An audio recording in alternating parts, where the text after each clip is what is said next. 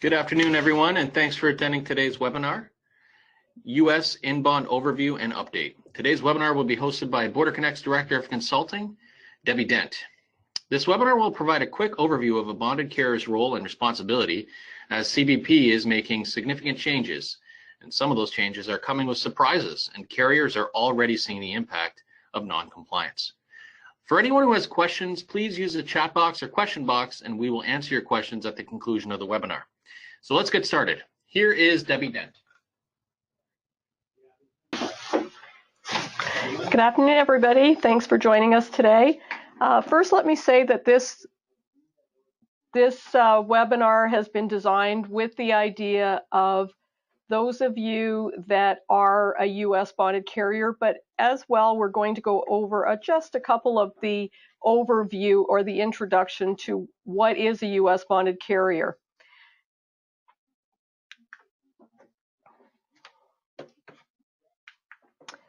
So the in-bond process allows imported merchandise to be entered at a U.S. port of entry or authorized destination without the payment of duties and transported by a bonded carrier to another U.S. port of entry or export. At the destination port, the merchandise is either entered or needs to be exported, dependent on the condition of the bond.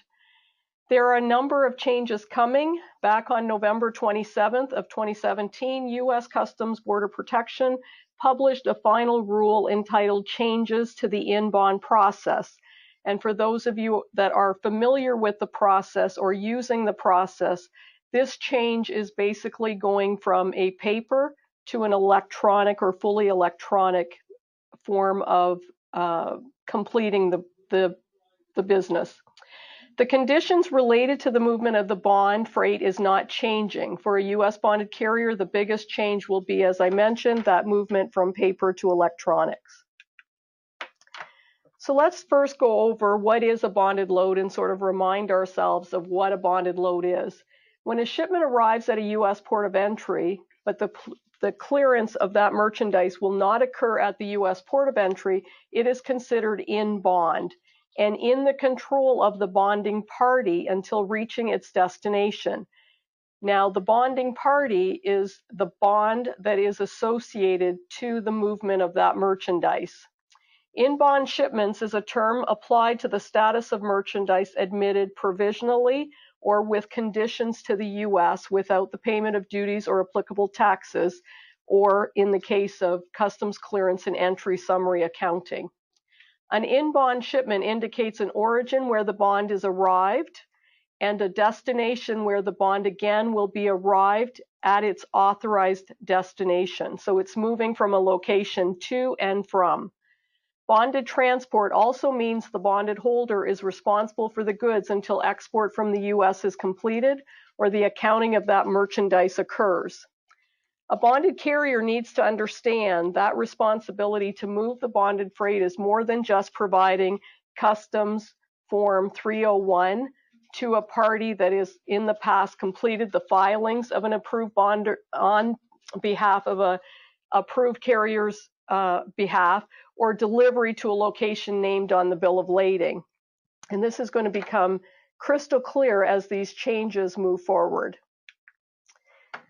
So for those of you that are wondering and need a little reminder as to what that CBP Form 301, that was your original document that was received as you were approved to be a bonded carrier. That bond number and that importer number or your tax ID number is all associated to your SCAT code.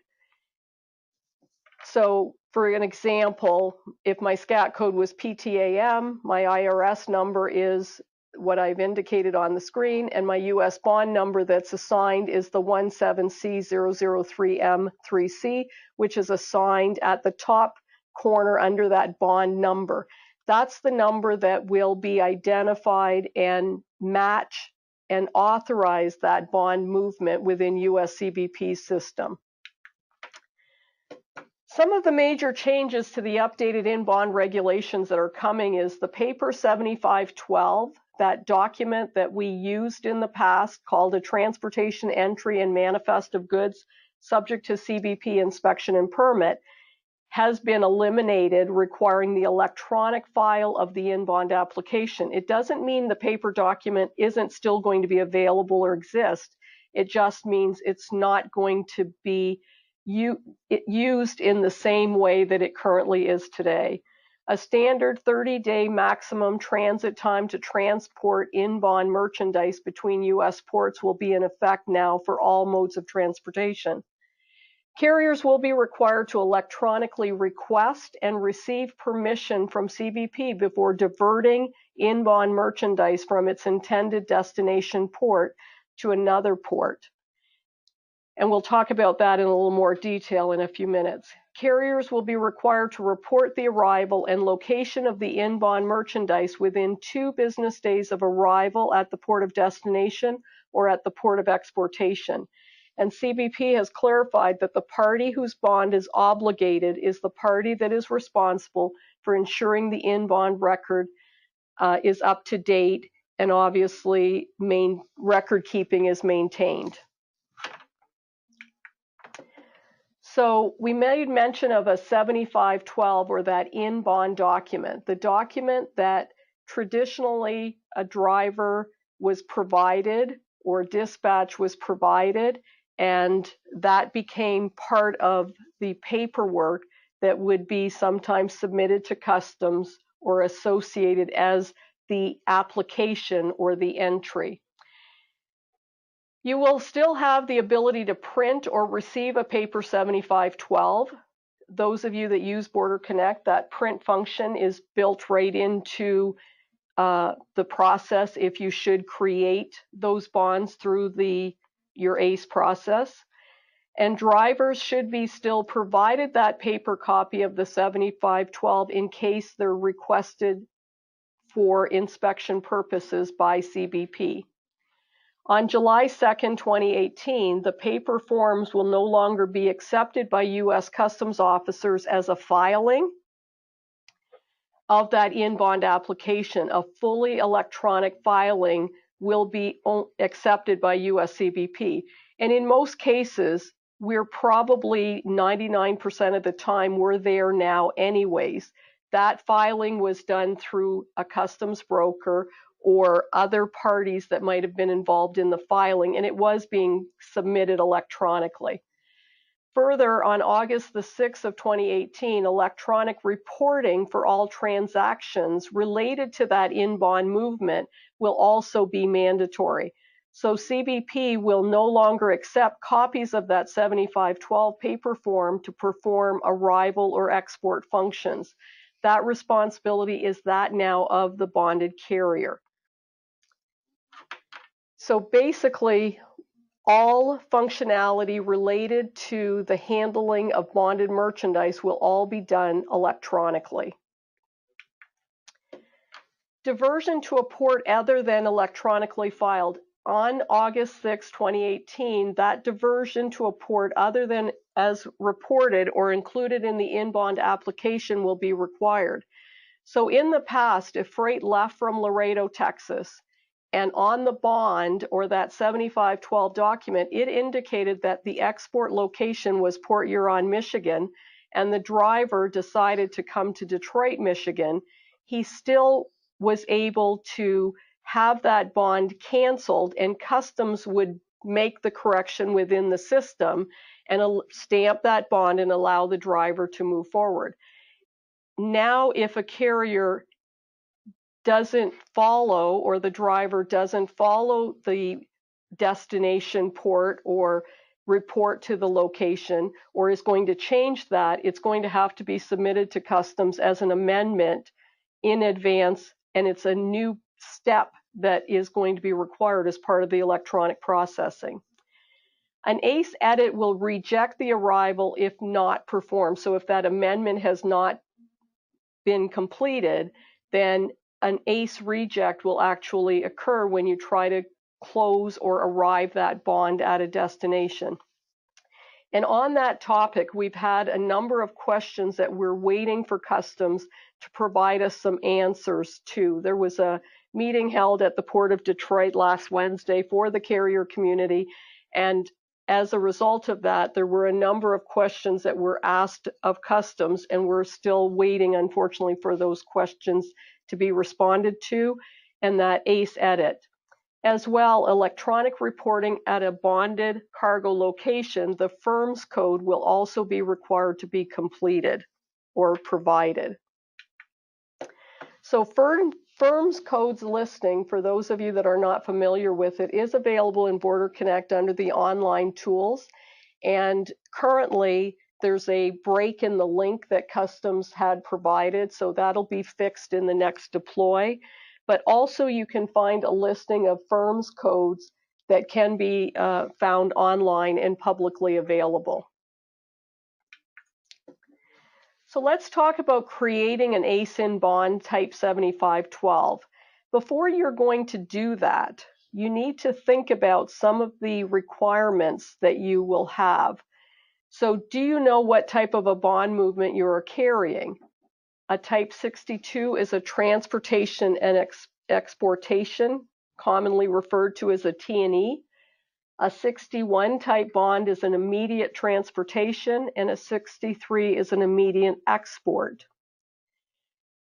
And in BorderConnect, if you're creating that ACE-IN bond type as part of your manifest under the shipment type, it'll have those three options for you as a drop-down box, as is shown below. Do you have the IN bond number? If creating it as part of your manifest, that paper IN bond number is from an assigned ACE-IN bond listing that you will need to have. So for those of you that are not only a bonded carrier, but have taken it one step further and been assigned a series of bond numbers to be used by a Port of Detroit or whatever port that you may have made application to, that's where those numbers are coming from. Each broker or each filer of IN bond 7512s have received that bond number so that they can assign that entry number, as it's called on the 7512 document. Do you know both the IN bond destination, so where the bond is originating from, and the arrival to the next port? And your driver is going to need to be aware of that same information so that he complies, or if there's going to be that diversion, that you're now making those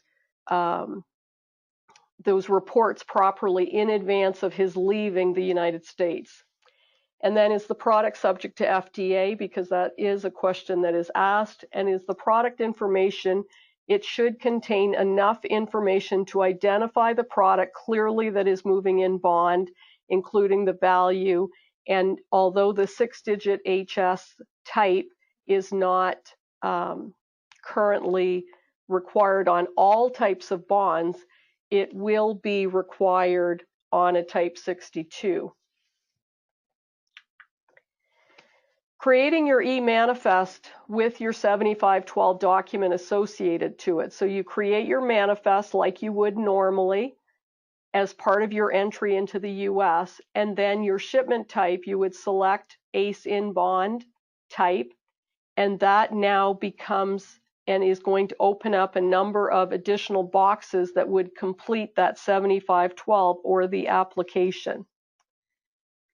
So again, looking below your different types of shipments, you have the type of adding it as an ACE-IN bond, which will open up those additional fields to create that 7512, or you can just say it's a QP-IN bond, so it's a paper, or I shouldn't use the word paper, it's a 7512, an IN bond application that's now been completed by someone other than yourself, and it's going to be associated to your manifest. If you're going to do it as part of the IN bond process, then entering that IN bond number and completing the required fields, adding commodity information, and then noting at this time about that same HS tariff that we talked about. If you're creating a manifest with the QP type, so you're not actually completing the IN bond 7512, It's going to be prepared the same as it is today and provided to you, and probably provided to you in that paper format. It's just that all the electronic processing will be in place. It's going to have been authorized at the time it was filed, the same as when you create that ACE-in bond as part of your manifest. When that truck arrives at the border, it's authorizing that bond to move from that arrival port into the U.S. to the next arrival port that is indicated on that 7512 document. As long as the 7512 or the entry is associated to an e-manifest, you will have the ability to electronically send those arrival and export messages. So whether that 7512 was done by a customs broker or is done by yourself as part of your e-manifest, you do have the ability to send those arrival messages or those new electronic messages that are required.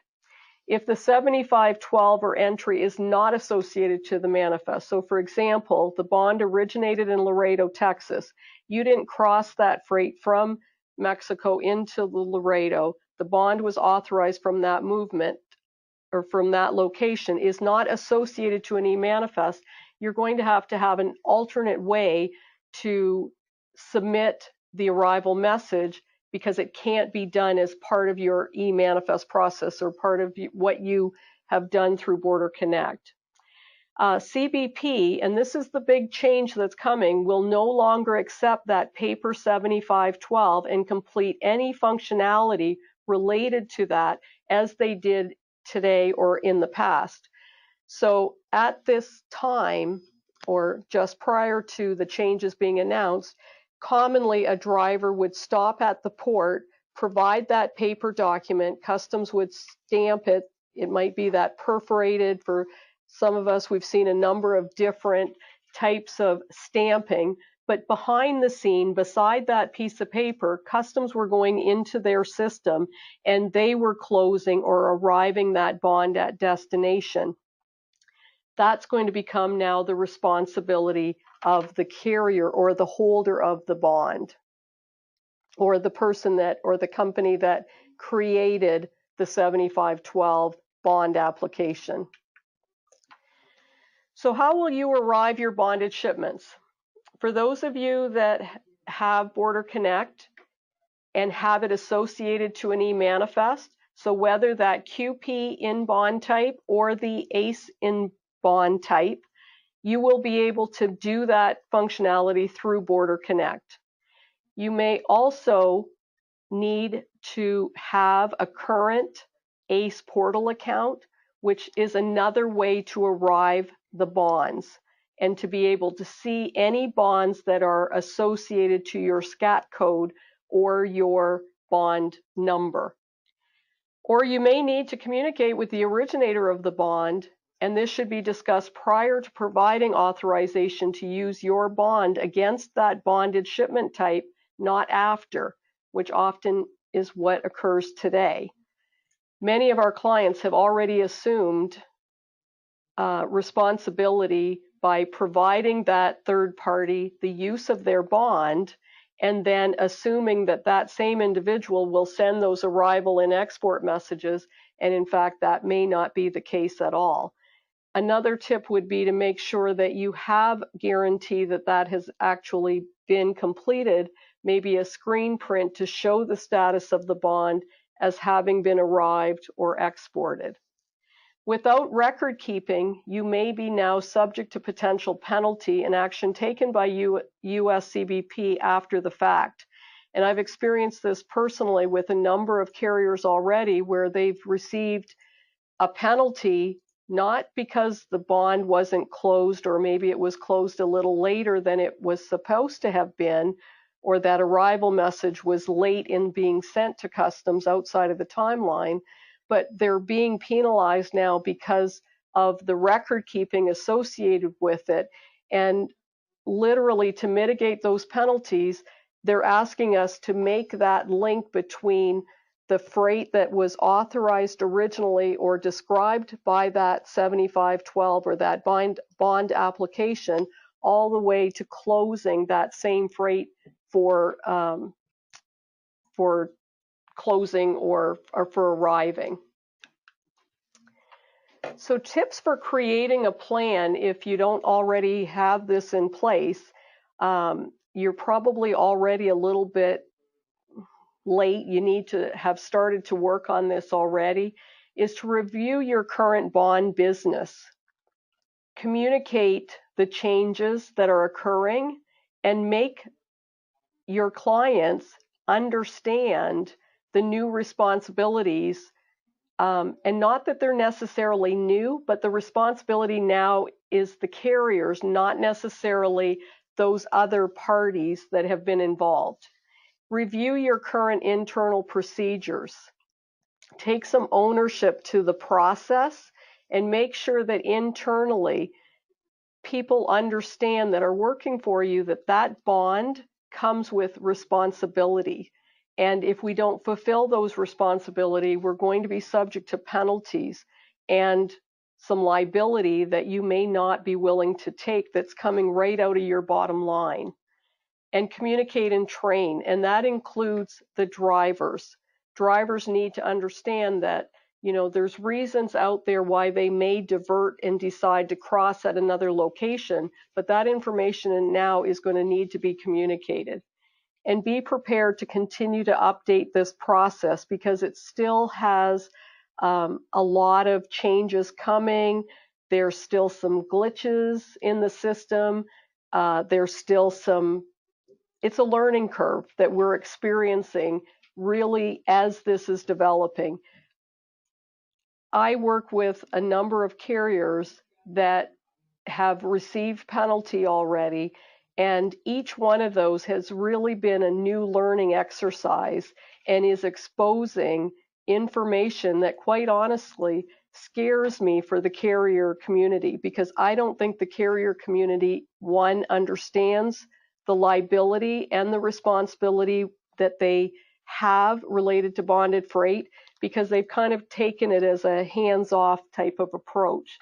And stay informed and updated. This isn't going to be the last webinar that we offer on this topic because it's still something that is in development. We still have lots of questions. If somebody makes a mistake, how do I fix that mistake?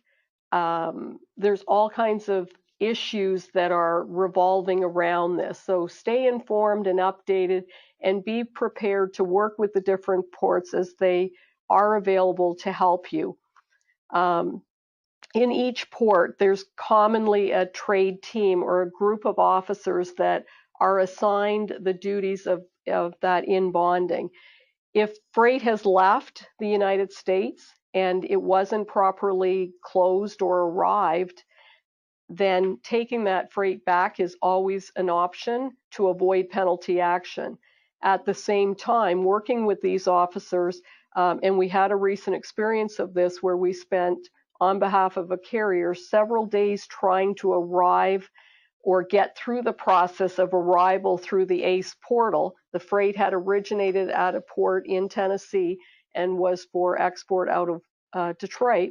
And it turned out that there had been some disconnects that had occurred, and that was the reason we were struggling with making that arrival.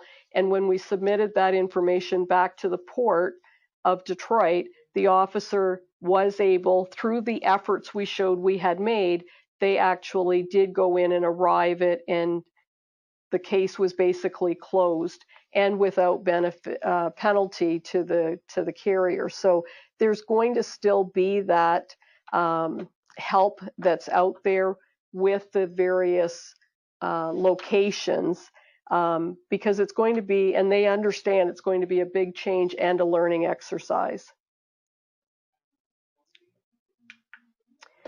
So at this point, I'm going to turn it over to Justin, who could walk through creating an ACE in bond through the ACE through BorderConnect, just to give some of you that may not have seen the process or gone through it directly that you can see it. And then I think from there we'll open it up to some questions and go from there. So I'll turn it over to Justin now. Muted.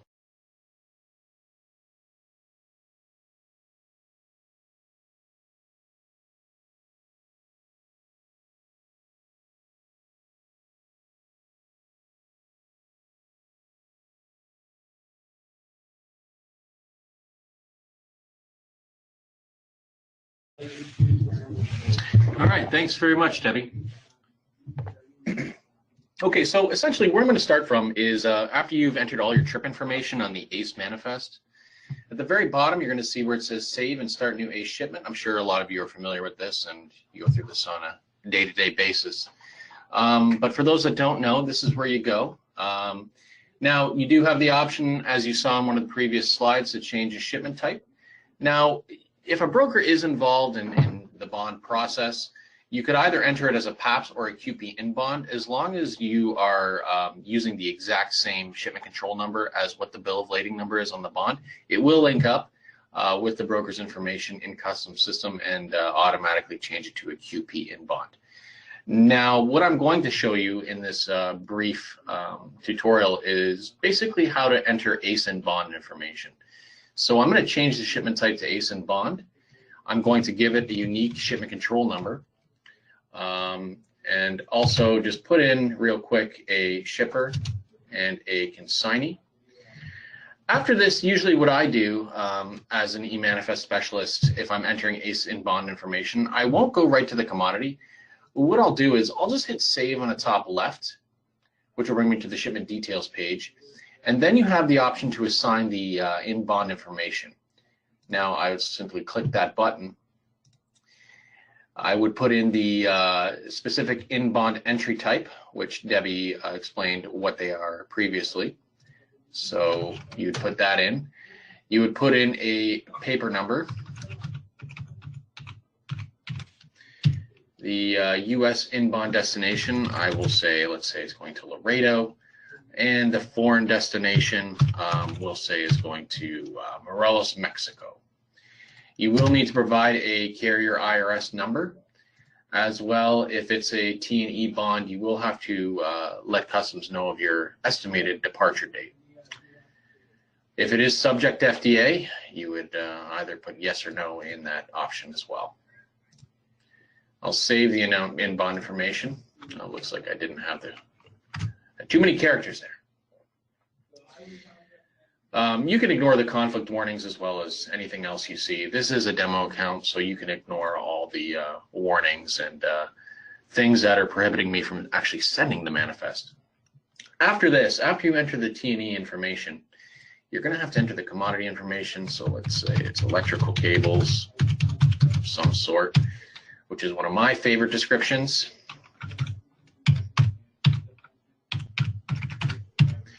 You'll have to enter a value if it is a section 321 or an in bond. In this case, it is an in bond, so we will put the value. And since this is a T&E bond, we will have to include a 6-digit HS code for what it is.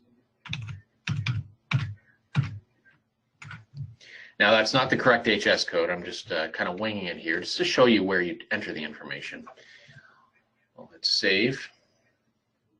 And now you can see I've entered all the necessary fields for the description of goods and the commodity. As well, I'll go back to the assign in bond information page, and you can see that all the necessary fields were entered there. Now, what's really nifty here is that what I can do is I can go up to a 75, I can print out a 7512, I can print, fax, or email. I'm going to show you what it looks like. Now, this is all auto-generated based on the information I provided on the e-manifest. You can see that it does provide all the information that I entered on the in bond information screen, as well as on the commodity screen as well, and it shows exactly the package count, the HS code.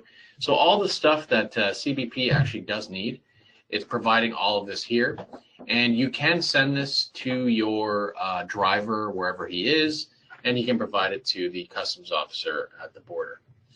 You can also fax directly or email it, depending on if it's a somewhat tech-savvy driver. So let's go back here.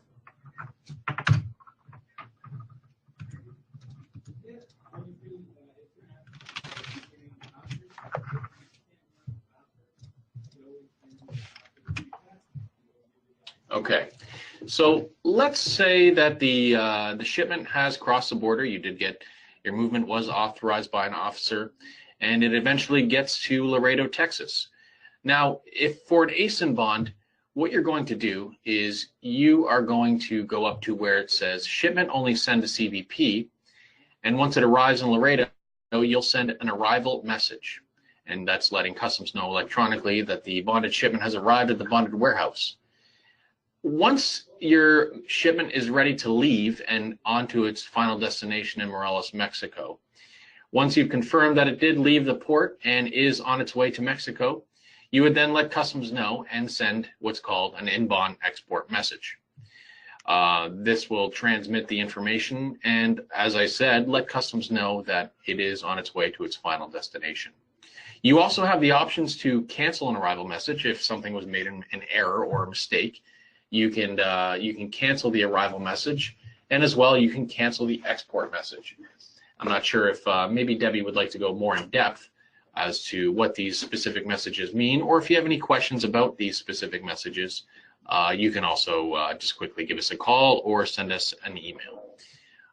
So that's basically it. I'm going to go ahead now and conclude this webinar and pass it over back to Debbie if she wants to add anything to this, or if there's any other information she'd like to add. I hope that's kind of again, this was kind of a brief summary of how to show you how to do this, but you're going to have to definitely give Debbie a call if you have any further questions as far as the procedure goes. So I'm going to pass it back to Debbie. Give me 1 second here.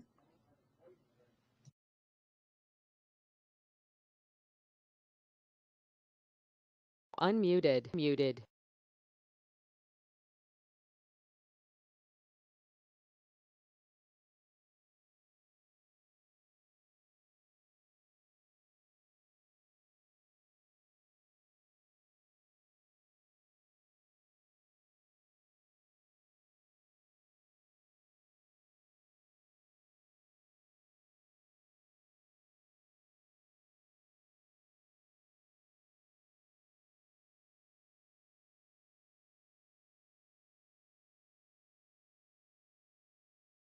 Unmuted.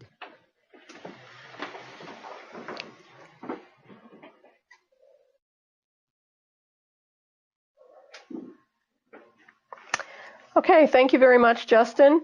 That gives us a bit of an overview of how you can create that 7512. For those of you that may not have your own ASIN bond numbers, we can assist you with getting those if you don't already have them, so that you can take over this process. But keep in mind, if you're going to go that route, you're also going to need to be able to complete the information that's related to that in-bond application, as well as assume the responsibilities that goes along with being a U.S. bonded carrier. So I think what we'll do now is we'll open it up for a few minutes, see if there's any questions that anybody has.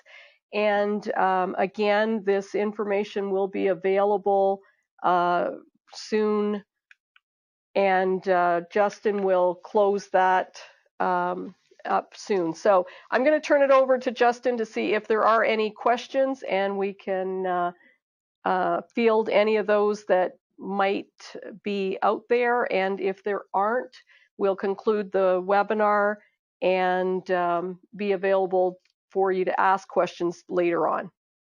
Muted. Excellent. Thank you, Debbie. Okay, we do have a couple questions. This one is from Barry. I'm going to try my best here, Barry. I know you probably tried to word it as best as you could. Are carriers controlling who can use or issue bonds by restricting them in the ACE portal?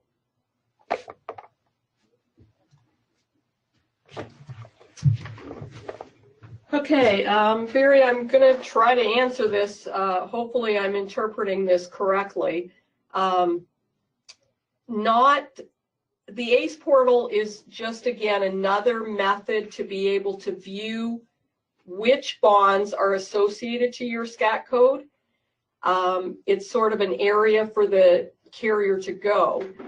The issue of giving someone authorization to use your bond, and here's one of the things that have happened in the past and has been an issue for many, many carriers, is that a broker commonly who's completed that 7512 on behalf of their customer using the carrier's bond has used the same power of attorney that they use, which kind of gives them carte blanche to act on that company's behalf until that power of attorney is ended or removed. That means that that carrier literally has, or that broker, sorry, or the filer has the ability to potentially use that authorization moving forward. So it's still your responsibility to confirm who has that authorization or who you give the authorization to.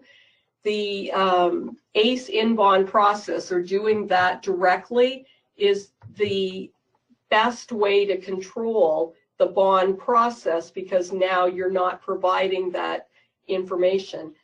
Even scarier is, I work with carriers all the time that I'll go on their website and just sort of, you know, start to try to learn something about that carrier, and I'll find their bond document literally available on the website because they put it out there thinking that was a benefit to them. So our carriers also stopping at the border on export to report and have their 7512 stamped as a proof of export.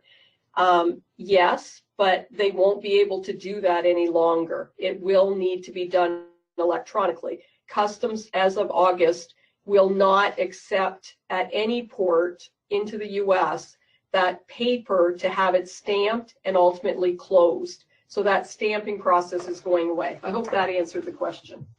All right, thanks, Deb. Okay, now we're going to go to Holly. Can you show us how to arrive bonds in the ACE portal, please? Okay, so this is BorderConnect. We do not show or provide any information on the ACE portal. Now we can, what we can do is if you do contact our consulting division, they can maybe show you where to do the arrival messages. But if you're referring to BorderConnect, I did just show exactly where to send the arrival messages. I'm not sure if Debbie wants to add anything to this. Holly, just in saying that it isn't easy to do through the ACE portal, but there is some help information that is available to do that, and we'd be happy to provide that to you. Thank you, Debbie. Another question is, what is required for valid record keeping? Okay, so valid record keeping is having proof, one, that there is a bond, that application that is on file using your bond, and that you have the records related to that bond's authorization and arrivals at both port and destination port. So keeping records, because again, as I mentioned, if you're going to have to mitigate this at all, having a record of where the freight, the paperwork, what type of freight, what type of bond, all of that is all part of the record keeping. I hope that answers your question, Holly. Thank you very much, Debbie. And to answer your other question, Holly, at the conclusion, later on this afternoon or at the latest tomorrow morning, I will be sending out to all attendees a PDF document that shows the entire webinar that we went through today. And as well, if you check out our YouTube channel, we will be uploading the entire webinar on that on our YouTube channel as well.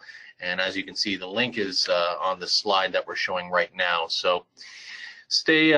You can check it out either later tonight or tomorrow, and the webinar will be up there.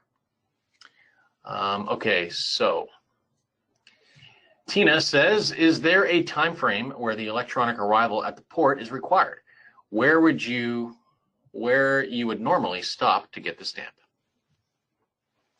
Okay, the new regulation states that within 2 business days of arrival, that arrival message must be completed or sent or associated to that in-bond movement. So it's not necessarily happening, and it should happen in real time, but if that bond is, if you know that that bond has arrived at the port of, we'll use Detroit, that port of Detroit arrival, if you know that, go ahead and send it as the truck is moving out of the United States. But you do have 2 business days after arrival to meet that requirement.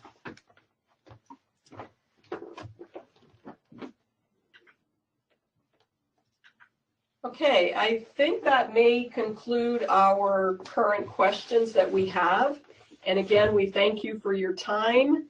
And I'll turn it back over to Justin to do his little recap here. Thank you, Debbie. Okay, we're going to conclude the webinar. If there are any questions pending, please direct them to the email provided, consulting@borderconnect.com, and we'll do our best to answer them. Again, thanks for everybody attending today's webinar. Again, it's going to be on our YouTube channel, probably later today or latest tomorrow.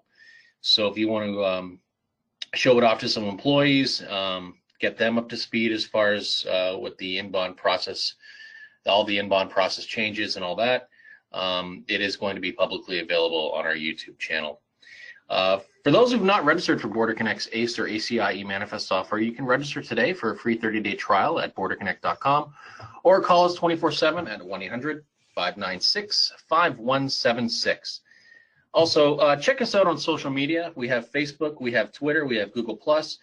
Whatever social media platform you have, aside from Instagram, we don't have an Instagram, so I apologize for that. Look us up, and you'll stay on top of the latest customs news and BorderConnect changes. Again, thank you very much, and everybody have a nice day.